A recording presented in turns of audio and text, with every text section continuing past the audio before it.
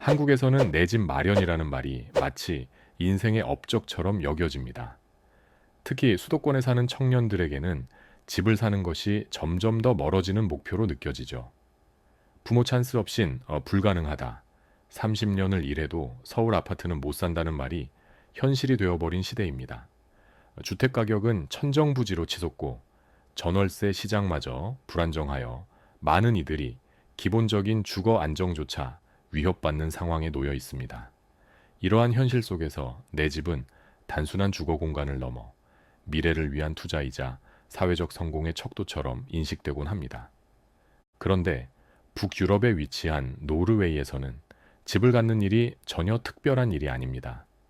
마치 월급을 받듯 학교를 졸업하듯 집을 갖는 것이 당연한 인생의 한 과정처럼 여겨지죠.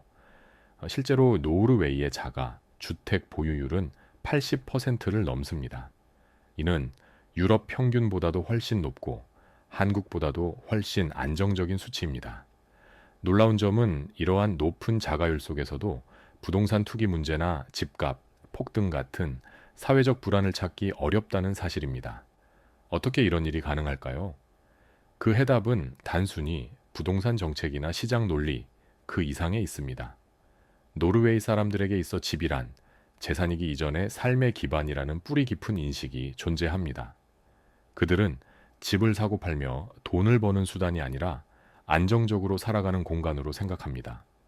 이 인식의 차이가 사회 시스템의 차이로 이어지며 궁극적으로는 국민들의 삶의 질에 지대한 영향을 미칩니다. 노르웨이 정부는 국민이 집을 갖는 것을 선택이 아닌 권리로 봅니다. 이러한 철학은 다양한 사회계층이 주거의 기회를 평등하게 누릴 수 있도록 체계적인 제도 마련으로 이어졌습니다. 대표적인 것이 바로 스타트론 에스타틀론이라는 제도입니다. 이 제도는 말 그대로 출발 대출이라는 이름을 가진 정부 보증 프로그램으로 주택 구매 시장에 진입하기 어려운 사회 초년생, 저소득층, 신용이 부족한 사람들, 심지어 한부모 가정까지도 이 대출을 통해 집을 살 수 있도록 지원합니다. 기존 금융기관에서 대출이 어려운 사람들에게 정부가 직접 또는 지방정부와 협력하여 대출을 지원합니다. 이 대출은 최대 100%까지 집값을 대출해 주기도 하며 상환 기간은 무려 40년에서 50년까지 설정할 수 있습니다. 한국에서는 상상하기 어려운 파격적인 조건이죠. 이러한 시스템이 가능한 근본적인 이유는 국민이 국가를 전적으로 신뢰하고 국가는 국민의 삶을 보호한다는 강력한 전제가 사회 전반에 깔려 있기 때문입니다. 단순히 대출은 위험하다는 인식에 머무는 것이 아니라 국가가 어려운 상황에서도 국민의 주거 안정을 위해 적극적으로 도와준다는 굳건한 믿음이 사회 구성원들의 삶에 깊이 뿌리내려 있습니다. 이러한 정책적 지원 속에서 노르웨이 사람들은 내 집 마련을 특별한 인생의 이벤트가 아닌 그저 삶의 자연스러운 흐름 중 하나로 받아들입니다. 이는 주거 불안으로 인한 사회적 비용을 줄이고 국민들이 안정된 환경에서 자신의 삶을 계획하고 영위할 수 있도록 돕는 기반이 됩니다. 노르웨이에서는 집을 여러 채 소유하는 것이 일반적이지 않습니다. 그 배경에는 매우 강력하고 체계적인 세금 제도가 존재합니다. 두 채 이상의 집을 소유하거나 부동산 거래를 통해 수익을 올리려는 시도에 대해서는 높은 세금과 양도소득세가 부과되어 투기적 거래를 효과적으로 억제합니다. 양도소득세의 경우 부동산을 매각하여 발생하는 이익에 대해서는 일반적으로 22% 내외의 자본이득세율이 적용됩니다. 이는 상당한 부담으로 작용하여 단기적인 시세 차익을 노리는 투기 세력을 위축시키는 효과가 있습니다. 다만 본인이 거주하던 주택을 매도하는 경우에는 면제 혜택이 주어집니다. 예를 들어 일정 기간 실제 거주하고 2년 이상 소유했던 주택이라면 양도소득세가 면제될 수 있습니다. 이러한 면제 조항은 실수요자가 안정적으로 주택을 소유하고 거주하는 것을 장려하고 반대로 투자나 투기 목적으로 주택을 사고 파는 행위에는 무거운 세금을 부과함으로써 시장의 건전성을 유지하는 데 기여합니다. 노르웨이의 세금 부담은 양도소득세뿐만 아니라 전반적인 영역에서 높습니다. 개인소득세는 누진세율을 적용하며 국세, 지방세, 사회보장세 등을 모두 합산할 경우 고소득자의 실질적인 세금 부담은 매우 높습니다. 1995년부터 2025년까지 평균 개인 소득세율은 45.52%에 달하며 2025년에는 약 47.40%로 예측됩니다. 특히 최고 소득세율은 50% 이상에 달할 수 있는데 이는 한국과 비교했을 때 훨씬 높은 수준입니다. 이러한 높은 소득세율은 사회 전체의 부의 재분배를 촉진하고 정부가 강력한 복지 정책을 시행할 수 있는 재정적 기반을 마련해 줍니다. 또한 노르웨이는 소득세 외에 자산에 대해서도 재산세를 부과합니다.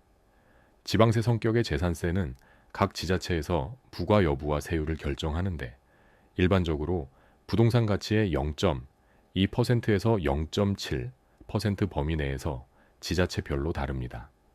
예를 들어 오슬로의 경우 0.3% 수준으로 알려져 있습니다. 더불어 국가 차원에서는 일정 금액 이상의 자산에 대해 부유세를 부과합니다. 이처럼 다주택 소유에 대한 높은 세금 부담과 강력한 양도소득세, 그리고 전반적인 고세율 정책은 노르웨이 사회에서 부동산이 투자 대상이 아니라 거주의 수단이라는 사회적 공감대를 형성하는 데 결정적인 역할을 합니다. 이는 내가 사는 집 한 채 외에는 잘 소유하지 않으려는 문화로 이어지며 주택시장의 안정성을 더욱 높이는 역할을 합니다. 임대시장 역시 한국처럼 크게 발달해 있지 않습니다. 학생이나 외국인 노동자처럼 일시적으로 체류하는 경우에는 월세를 이용하지만 장기 거주를 계획하는 사람이라면 거의 대부분 주택을 구입합니다. 이는 임대보다 자가 소유가 실질적이고 합리적인 선택이 되는 환경을 의미합니다. 그렇다면 이런 정책과 문화가 흔들림 없이 유지되는 원동력은 무엇일까요? 그 핵심에는 노르웨이의 석유와 국부펀드가 있습니다. 노르웨이는 북해에서 산출되는 막대한 양의 석유를 통해 엄청난 국부를 축적한 나라입니다. 하지만 노르웨이 정부는 이 부를 당장 소비하는 대신 미래 세대를 위해 보존하고 투자하는 현명한 선택을 했습니다. 이로 인해 세계 최대 규모의 국부펀드인 Government Pension Fund Global을 운용하고 있습니다. 이 국부펀드는 현재 기준으로 약 1600조 원이 넘는 규모를 자랑합니다. 이 천문학적인 규모의 자금은 단순히 국가 재정의 뒷받침을 넘어 국민복지, 교육, 의료, 주거, 연금 등 노르웨이 국민의 삶과 직결되는 다양한 분야에 광범위하게 활용됩니다. 즉 노르웨이는 국민 모두가 국가의 부에 대한 혜택을 골고루 누릴 수 있는 구조를 완벽하게 구축한 나라입니다. 이러한 강력한 재정적 기반 덕분에 주거 안정 역시 자연스럽게 가능해졌습니다. 노르웨이 사회에서는 주거가 단순한 주택 문제가 아니라 곧 복지이며 복지는 곧 인간의 기본적인 권리라는 철학이 국가 시스템 속에 깊이 녹아 있습니다. 이렇듯 미래를 위한 투자와 현재, 국민의 삶의 질 향상이 균형을 이루는 방식은 노르웨이가 가진 독특한 강점이라 할 수 있습니다. 물론 노르웨이에도 한국인이 생각하기에 단점으로 여겨질 만한 부분들은 존재합니다. 겨울이 길고 춥다는 지리적 특성 외에도 앞에서 언급했듯이 세금이 매우 높고 전반적인 물가 또한 상당히 비쌉니다. 하지만 노르웨이 국민들은 이러한 높은 세금을 기꺼이 납부합니다. 그 이유는 그들이 내는 세금이 어떻게 쓰이는지를 투명하게 알고 있으며 정부가 그 세금을 국민의 삶을 위한 복지와 공공 서비스에 효율적으로 사용하고 있다는 깊은 신뢰가 있기 때문입니다. 즉, 정부는 나를 위한 존재라는 인식이 국민들 사이에 뿌리 깊게 자리 잡고 있는 것이죠. 이는 한국 사회에서 종종 나타나는 세금에 대한 불신이나 저항과는 확연히 다른 모습입니다. 또한 노르웨이 사람들은 과시적인 소비를 지향하는 문화가 강합니다. 큰 집, 비싼 자동차, 명품 브랜드 같은 물질적인 것에 집착하기보다 자연 속에서의 삶, 가족과의 충분한 시간, 나만의 균형 잡힌 생활을 훨씬 더 중요하게 생각합니다. 이러한 삶의 철학은 집에 대한 인식에도 그대로 반영됩니다. 그들은 더 큰 평수, 더 비싼 위치, 더 좋은 아파트를 끊임없이 경쟁적으로 추구하기보다는 나와 가족이 안정적으로 오래 살 수 있는 편안하고 실용적인 공간이면 충분하다고 생각합니다. 이러한 문화적 배경이 부동산 시장의 과열을 막아주는 일종의 무형의 장치로 작용하며 투기적 수요를 근본적으로 차단하는 역할을 합니다. 국민 개개인의 가치관이 모여 사회 전체의 건강한 주택 시장을 만드는 데 기여하는 것이죠.